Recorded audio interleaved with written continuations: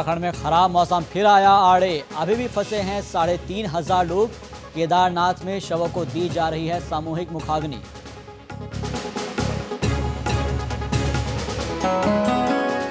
मध्य प्रदेश में 3 दिन के बरसात से बाढ़ जैसे हालात। रायसेन में बगनेश्वर नदी खतरे के निशान से ऊपर तो दमोह के 15 गांवों को कराया गया खाली। इंदौर में खेल ही खेल में 19 साल की लड़की ने ली 5 साल के बच्चे की जान। पिता के पिस्टल से मारी गोली। घटना के बाद से ही लड़की का परिवार फरार। मध्य प्रदेश के कद्दावर कांग्रेसी नेता सुभाष यादव का आज होगा अंतिम संस्कार। पैतृक गांव खरगोन के बोरावा में दी जाएगी अंतिम विदाई।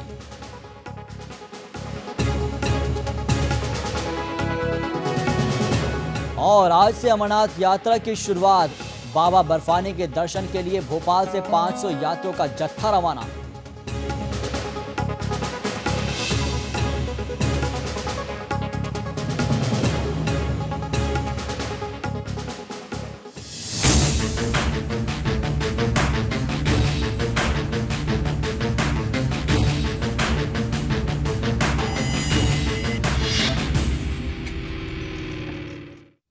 नमस्कार, खबर विशेष में आपका स्वागत है। आपके साथ मैं हूं शहबाज।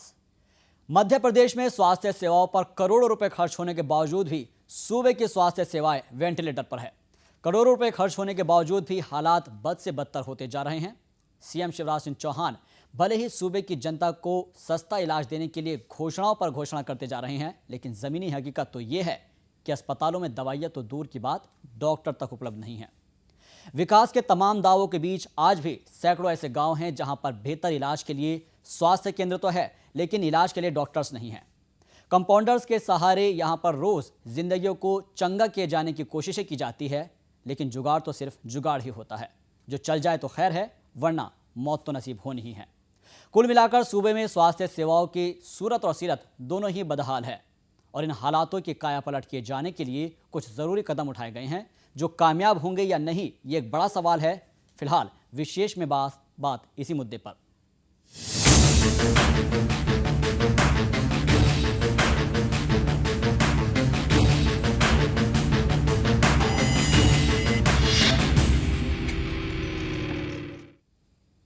मध्य प्रदेश में डॉक्टरों की भारी किल्लत को देखते हुए सूबे के स्वास्थ्य विभाग ने सरकारी अस्पतालों और स्वास्थ्य केंद्रों पर निजी डॉक्टर्स की सेवा लेने का आदेश दिया है, लेकिन इस जरूरी कदम से हालात कितने सुधरेंगे ये बता पाना फिलहाल मुश्किल है।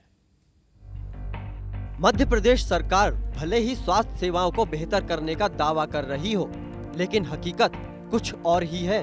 स्वास्थ्य विभाग में अभी भी 2000 से ज्यादा डॉक्टरों की कमी है और इसके साथ ही प्रदेश लगभग 1900 विशेषज्ञ डॉक्टरों की कमी से जूझ रहा है। शायद यही वजह है कि कस्बे और तहसीलों में रहने वाले लोगों को अपने मरीजों को इलाज के लिए आसपास या फिर राजधानी लाना पड़ता है। हमारे गांव में कोई अस्पताल वगैरह की कोई सुविधा ही नहीं थी, इसलिए हम अपने मरीज को लेके यहाँ आए। क्यों आना पड़ा यहाँ पे? हाँ, इसी से आने पड़ेगा। क्या बताएं, अस्पताल के दे के उस बड़ी अस्पताल ले जाओ। हाँ, डिलीवरी लिया है। अच्छा, वहाँ नहीं हुई? हाँ, वहाँ नहीं हुई। स्वास्थ्य महकमे के अधिकारियों की माने तो छोटे शहरों या कस्बों में स्पेशलिस्ट डॉक्टरों की कमी है और ऐसे में उन्हें निर्देश मिले हैं कि उन चिकित्सकों की सेवा ली जाए जो निजी प्रैक्टिस करते हैं। मिले निर्देशों में उन्हें इस सर्विस के लिए भुगतान भी दिया जाएगा। निजी डॉक्टरों को प्रति केस के आधार पर भुगतान के साथ साथ किराया भत्ता भी दिया जाएगा। संस्थाओं में जहां विशेषज्ञ उपलब्ध नहीं है, वहां पर विशेषज्ञ की उपलब्धता की सुनिश्चित करने के लिए जैसे एनेस्थीसिया, गायनेकोलॉजिस्ट की सेवाएं ले सकते हैं। इसके लिए उनको एक निश्चित मानदेय जैसे 2000 रुपये दिया जाता है। नए निर्देशानुसार गायनेकोलॉजिस्ट के लिए 5000 रुपये की राशि निर्धारित की गई है। सूबे के छोटे स्वास्थ्य केंद्र में विशेषज्ञ न होने की वजह से ऑपरेशन के लिए उन्हें बाहर भेजना पड़ता है। ऐसी हालत में मरीजों की जान पर भी खतरा बना रहता है। बहरहाल देखना होगा कि निजी चिकित्सक इन निर्देशों के बाद अपना कीमती वक्त छोड़कर सरकारी अस्पतालों में मरीजों के लिए कितने संजीदा होते हैं। खबर भारती के लिए कैमरामैन हिमांशु के साथ सरस्वती चंद। और वहीं डॉक्टरों की कमी पर मध्य प्रदेश के चिकित्सा स्वास्थ्य मंत्री का क्या कहना है, आइए सुनते हैं। मध्य प्रदेश का दुर्भाग्य ये है कि यहाँ मध्य प्रदेश में टोटल 1150 MBBS बच्चे प्रतिवर्ष निकलते हैं। अब इसमें जो माइनर एडमिशन के हिसाब से बोल रहा हूँ ये भी, और सारे प्राइवेट मेडिकल कॉलेज के हिसाब से बोल रहा हूँ। लेकिन कर्नाटक में 8,500 बच्चे निकलते हैं। इसीलिए पीजी में भी हमारे यहाँ 200, 250, 300 बच्चे निकलते हैं, और वहाँ पीजी में 4,000 बच्चे निकलते हैं। इसीलिए प्राइवेट मेडिकल कॉलेजों को मध्य प्रदेश सरकार ने, माननीय मुख्यमंत्री जी ने इंडस्ट्री का दर्जा दिया है। हमारी कोशिश है कि अन्य जगहों से यहाँ लोगों को लाएं, और ख़ास तौर से रीवा में जो हमारे प्रोफेसर, एसोसिएट प्रोफेसर आ रहे हैं, उनको स्पेशल पैकेज अलग से अन्य मेडिकल कॉलेज की तुलना में अधिक दिया जाए, ताकि वो रीवा की तरफ आएँ। इसके लिए भी कैबिनेट में प्रेसी जा रही है, तैयारी हो गई है। देखिए, अब ये ट्रांसफ़र प्रक्रिया तो अपनी जगह चलती है। जो स्वशासी में है उनके ट्रांसफ़र हो नहीं सकते, वो यहीं रहते हैं। लेकिन जो अन्य जगह के हैं वो आते हैं, ट्रांसफ़र करते हैं, फिर वापस जाते हैं। लेकिन वहाँ भी ज़रूरत होती है और यहाँ भी ज़रूरत है। इसलिए मैंने कहा कि रीवा को स्पेशल केस मान करके कैबिनेट में जा रहे हैं कि हमारे यहाँ के प्रोफेसर, एसोसिएट प्रोफेसर को हम स्पेशल पैकेज दे सकें, ताकि वो यहाँ पर रुकें और यहाँ से न जाएं। और रीवा के गांधी मेडिकल कॉलेज के अधीक्षक भी इस बात से इत्तेफाक रख रहे हैं कि मध्य प्रदेश में डॉक्टरी फौज को तैयार करने के लिए उनके पास अच्छे स्टाफ की कमी है।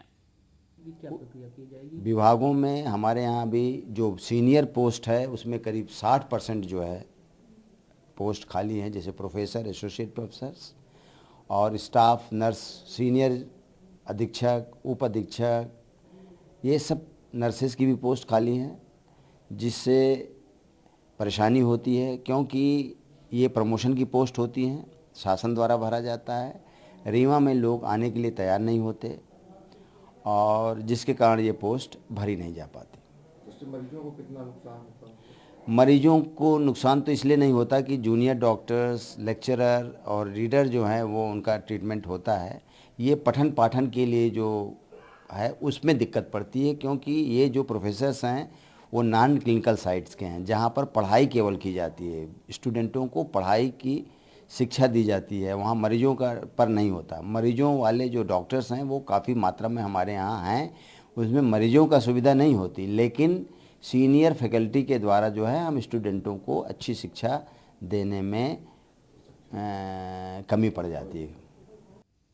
तो बिल्कुल स्वास्थ्य सेवाओं को बेहतर बनाने के लिए सारी कवायद की जा रही है, और इस पूरे मुद्दे पर चर्चा करने के लिए हमारे साथ घनश्याम पटेल, हमारे संवाददाता इंदौर से जुड़ गए हैं। इसके अलावा अरविंद दुबे, संवाददाता जबलपुर से जुड़ गए हैं, और साथ ही साथ प्रभुदत्त दुबे जो कि संवाददाता है भोपाल से, वो जुड़ गए हैं। सबसे पहले हम बात करेंगे जबलपुर की, जहाँ पर अरविंद दुबे हमारे साथ जुड़े हैं। अरविंद, आखिर कहाँ कमी रह रही है? सरकार की तरफ से अब ये पहल की गई है कि जो निजी डॉक्टर्स है, जो विशेषज्ञ है, अब उनको सरकारी हॉस्पिटल में बुलाया जाएगा और उनकी मदद दी जाएगी।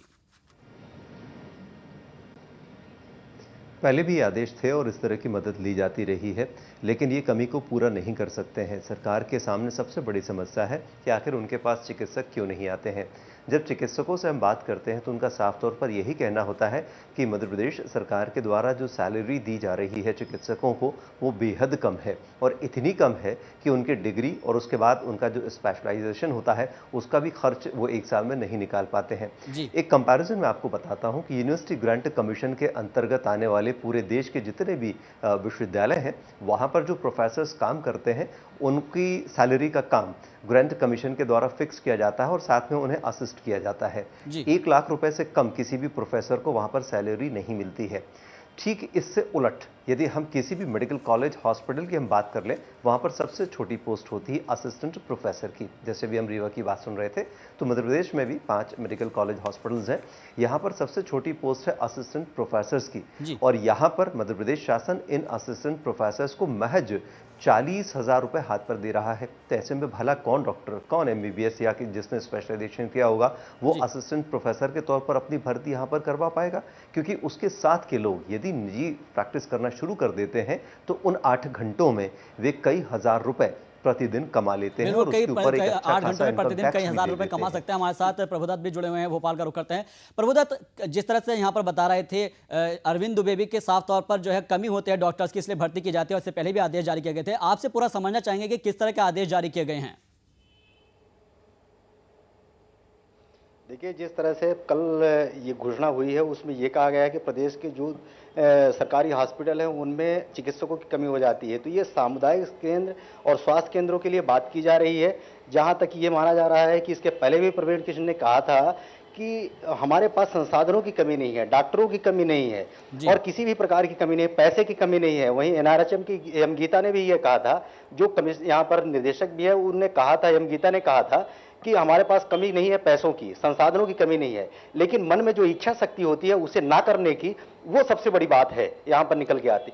हम ये कह रहे हैं कि हमारे जैसे सभी लोगों से बातचीत हुई, बातचीत के दौरान ये बात निकल के आ रही है कि सरकारी डॉक्टरों को जैसे सरकार में भर्ती होने की बात कर रहे हैं, तो भर्ती होने के पहले ये बता दिया जाता है कि आपका वेतन कितना रहेगा। अगर अपनी इच्छा नहीं है, काम करने की इच्छा नहीं है, तो वो उस पर नहीं काम कर सकते थे, पहले ही अपना भर्ती नहीं होती उसमें। लेकिन जिस तरह से डॉक्टरों की एक बात की जा रही है कि प्राइवेट डॉक्टरों को हम सरकारी अस्पतालों में लेके आएंगे, तो उनकी काबिलियत पर एक प्रश्न चिन्ह लग रहा है कि प्राइवेट अस्पतालों में, निजी अस्पतालों में जो नर्सिंग होम होते हैं उनके डॉक्टरों को हम ला करके सरकारी अस्पतालों में कितना लोगों का भला कर पाएंगे, ये बड़ा सवाल उठ के आ रहा है। लेकिन जिस तरह से मंत्री ने यह पहल की है कि हम उनको स्टाइपेंड देंगे, बढ़ा हुआ वेतन देंगे, तो अगर बढ़ा करके वेतन पहले ही डॉक्टरों को रख दिया जाए तो दूसरे डॉक्टरों की, निजी डॉक्टरों की आवश्यकता नहीं पड़ेगी। बिल्कुल आवश्यकता नहीं पड़ेगी। हमारे साथ घनश्याम पटेल भी जुड़े हैं, उनका रुख करते हैं। घनश्याम, जिस तरह से यहाँ पर प्रभुदत्त ने भी बताया कि डॉक्टरों की जरूरत नहीं पड़ेगी क्योंकि अगर उनका ही वेतन बढ़ा जाए, क्या लगता है आपको अगर यहाँ पर प्राइवेट डॉक्टर्स आ जाएंगे, प्राइवेट विशेषज्ञ आ जाएंगे, तो क्या वो कमी पूरी कर पाएंगे जो यहाँ पर कमी रहती है अमूमन जो सरकारी अस्पताल में? कल प्रमुख सचिव महोदय इंदौर में थे और कल उनका दौरा हम लोगों ने पूरा साथ में घूम के देखा, कवर किया, तो कहीं ना कहीं ऐसा लगता है कि इन सारी अव्यवस्थाओं के पीछे जिन विषयों पे हम चर्चा कर रहे हैं वो तो कारण है ही, लेकिन एक बड़ा कारण नेक्सस का है।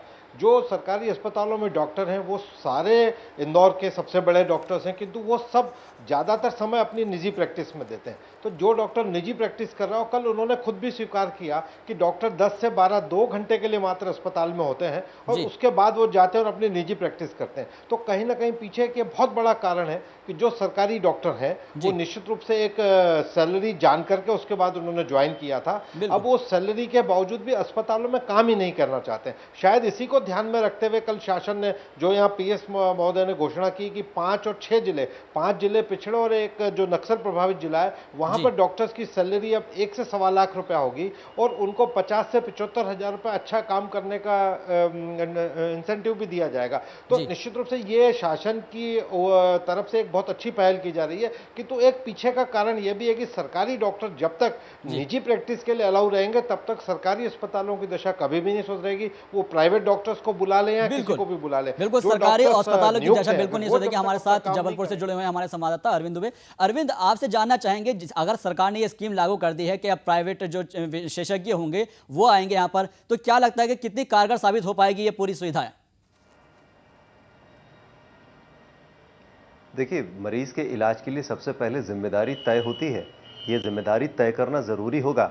यदि निजी चिकित्सक आएंगे तो वे कुछ घंटों के लिए, कुछ समय के लिए वहां पर आएंगे और इसके बाद 24 घंटे जो मरीज की देखभाल है, जो उसका जो इलाज है, उसकी पूरी जिम्मेदारी अल्टीमेटली सरकारी अधिकारियों और एनएम के ऊपर होगी। तो ये जो जिम्मेदारी है ये फिर 2 हिस्सों में बटेगी। सरकारी चिकित्सक कहेगा कि उसकी जिम्मेदारी नहीं, क्योंकि यहाँ पर प्राइवेट डॉक्टर उसका ट्रीटमेंट दे रहे हैं तो मैं उस मरीज की तरफ नहीं देखूंगा। ऐसे में नुकसान तो मरीज का होगा। सरकार को ये दोहरापन हटाना होगा। सबसे पहले सरकार को जिम्मेदारी तय करना पड़ेगी कि जो मरीज का इलाज यदि कोई निजी चिकित्सक कर रहा है तो वो जब तक पूर्णतः ठीक नहीं हो जाता, अस्पताल से उसकी छुट्टी नहीं हो जाती, तब तक चिकित्सा देने का, परामर्श देने का काम उस चिकित्सक का होगा।